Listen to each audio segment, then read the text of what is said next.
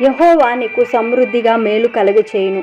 ఇశ్రాయేలు దేవునికి స్వకీయ జనముగా నుండుటకు ఏర్పరచబడిన వారు కనుక వారు దేవుడి ఆజ్ఞలను కట్టడలను గైకొని జీవించినప్పుడు వారి జీవితంలో ఈ వాగ్దానం నెరవేరునని మోషే తెలియచేస్తూ ఉన్నాడు.